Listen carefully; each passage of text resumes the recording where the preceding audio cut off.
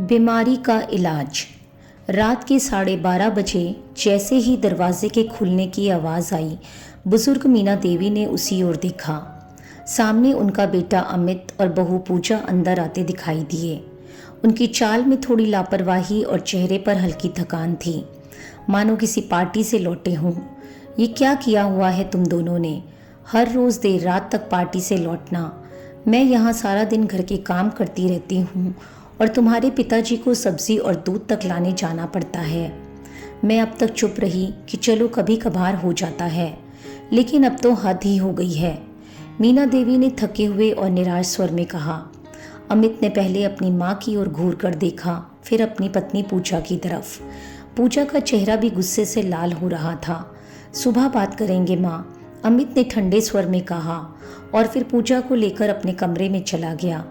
कमरे में अंदर जाते ही दरवाज़ा बंद हो गया और कपड़े बदलते हुए अंदर से आवाज़ें आने लगीं। जीना हराम कर रखा है इन लोगों ने। अब तो बर्दाश्त करना मुश्किल हो रहा है, कुछ करना पड़ेगा। अब पानी सिर से ऊपर हो गया है।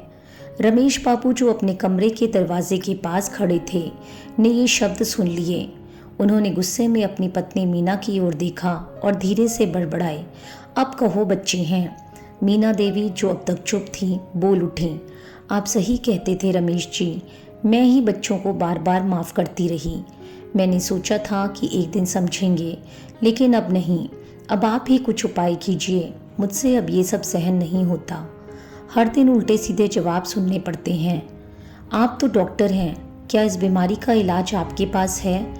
रमेश बाबू ने गहरी सांस लेते हुए कहा।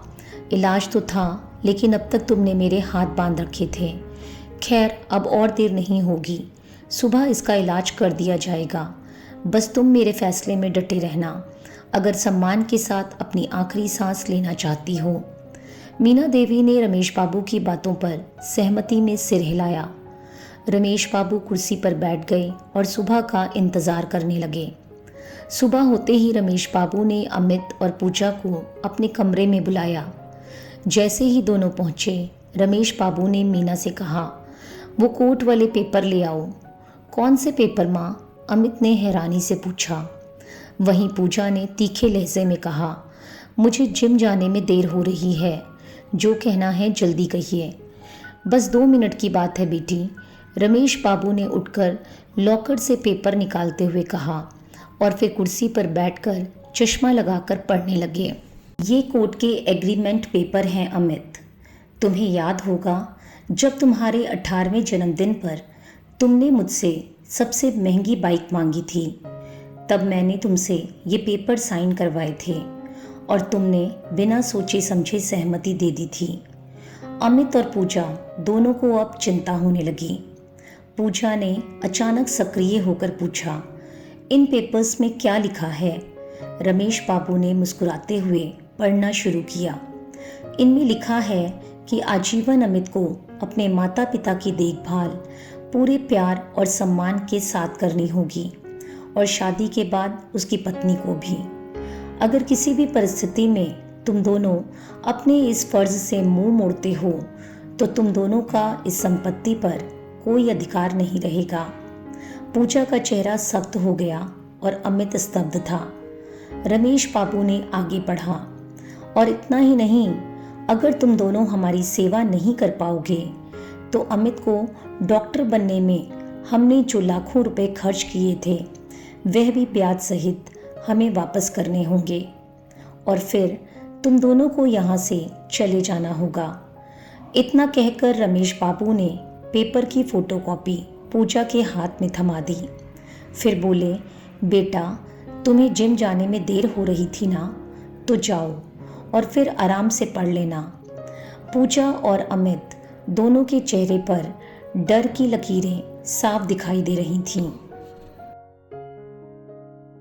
पूजा, जो अभी तक तीखे लहजे में बात कर रही थी, अब धीमे स्वर में बोली, पापा, माँ, हमसे गलती हो गई, कृपया हमें माफ कर दीजिए, हम आगे से ध्यान रखेंगे। रमेश बाबू गंभीर स्वर में बोले, जब बीमारी लाइलाज हो जाती है तो उसे काटना ही पड़ता है, लेकिन अगर तुम दोनों अब से जिम्मेदारी से काम करने का वादा करते हो तो मैं तुम्हें एक और मौका दे सकता हूँ। अमित और पूजा ने तुरंत हामी भरी। रमेश बाबू ने कहा, आज से रसोई घर पूजा की जिम्मेदारी और घर का बाहर का सारा काम अमित के हिस्से। अगर तुम दोनों अपनी जिम्मेदारियां निभाओगे तो हम भी तुम्हारी मदद करेंगे, नहीं तो मेरी वसीयत में पहले से ही तय है कि हमारे बाद यह संपत्ति अनाथाश्रम को दान कर दी जाएगी। नहीं पापा, हम अपनी जिम्मेदारियां निभाएंगे, अमित और पूजा दोनों ने एक साथ कहा। रमेश बाबू ने शांत स्वर में कहा, तो फिर जाओ, शुरू हो जाओ। पूजा तुरंत रसोई की ओर भागी और अमित दूध लाने के लिए थैला लेकर निकल गया। रमेश बाबू और मीना देवी एक दूसरे की ओर देखकर मुस्कुराए। आखिरकार उन्हें अपने परिवार की बीमारी का सही इलाज मिल ही गया था। कहानी कैसी लगी कमेंट बॉक्स में कमेंट करके हमें ज़रूर बताएं। कहानी देखने के लिए आप सभी का बहुत बहुत धन्यवाद।